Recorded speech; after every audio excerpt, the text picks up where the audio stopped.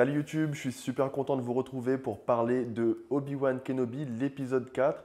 J'ai pas pu faire cette vidéo plus tôt, j'étais malade, j'avais une extinction de voix. Alors à moins que vous n'auriez voulu que je fasse la vidéo avec la voix d'un ado prépubère, je pense que vous préférez que je vous épargne ça. Et dans l'épisode 3, on avait laissé Leia aux mains de la troisième sœur et Obi-Wan qui était vraiment mal en point suite à son combat contre Dark Vador, ou Anakin, son ancien élève. Et bien dans cet épisode, on retrouve notre Jedi favori dans une capsule de soins, le genre de capsule qu'on retrouvait dans Dragon Ball Z, vous savez, avec Vegeta qui se faisait soigner sur la planète Namek. Pendant qu'Obi-Wan récupère, Leia, elle, subit l'interrogatoire de la troisième sœur qui veut à tout prix savoir où se trouve la base des rebelles qui permet aux réfugiés et autres Jedi d'échapper à l'Empire.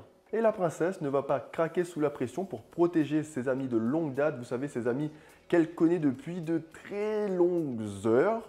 Mais blague à part, on peut dire que c'est à ce moment-là que la princesse Leia va rejoindre la résistance. Obi-Wan est donc remis de ses blessures et il est temps d'élaborer un plan afin d'aller récupérer et secourir Leia encore une fois. Cette fois, c'est sur la planète et dans la base des Inquisiteurs que ça se passe.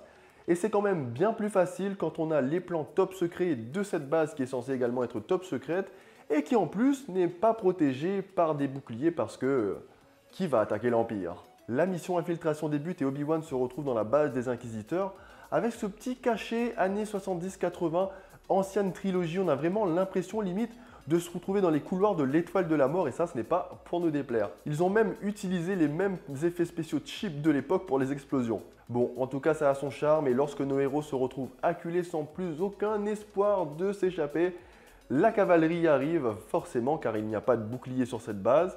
Ils arrivent à récupérer nos héros, à s'échapper et la troisième sœur fait preuve d'une puissance inimaginable avec la force. Elle arrive à retenir un vaisseau en plein vol. Je n'ai jamais vu ça auparavant, un Jedi aussi entraîné que Maître Yoda avait déjà du mal à retenir des cailloux et un conteneur dans l'épisode 2 lors de son combat épique contre Dooku. Et là, on a une fille qui sort de je ne sais où et qui arrive à manifester des pouvoirs et une maîtrise de la force vraiment incommensurables. En tout cas, la mission sauvetage est une réussite, nos protagonistes arrivent à s'échapper. Le second vaisseau qui était retenu par la troisième sœur, lui, est détruit ainsi que son équipage. Et cette troisième sœur qui est à nouveau confrontée à un nouvel échec qui doit rendre compte à Vador.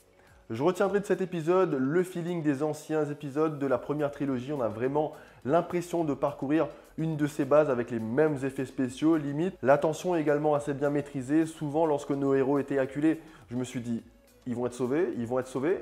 Ah non, toujours pas. Là, non, toujours pas. Mais bon, c'est toujours, c'est Disney, c'est Star Wars qui vont être sauvés. L'autre bémol que je pourrais mettre sur cet épisode, c'est toujours la force qui est ultra cheatée. Je ne comprends pas à quel moment ils se sont dit que la force, c'était un pouvoir à la manière des super guerriers, je ne sais pas. Mais encore une fois, ce n'est que mon avis. Et même Obi-Wan qui vient de redécouvrir comment utiliser la force il y a quelques épisodes quand il a sauvé Leia, il arrive maintenant à retenir l'effondrement d'une galerie sous-marine, à empêcher l'eau de remplir le tunnel.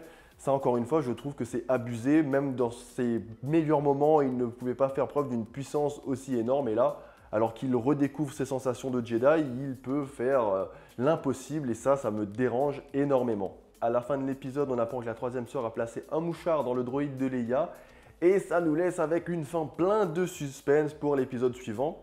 Comme moi aussi, je suis un maître du suspense, je vais vous laisser là. Je vous donne rendez-vous pour l'épisode suivant, on va en discuter. N'oubliez pas de me dire dans les commentaires ce que vous avez pensé de cet épisode. N'oubliez pas de vous abonner, à cliquer sur la petite cloche. À bientôt.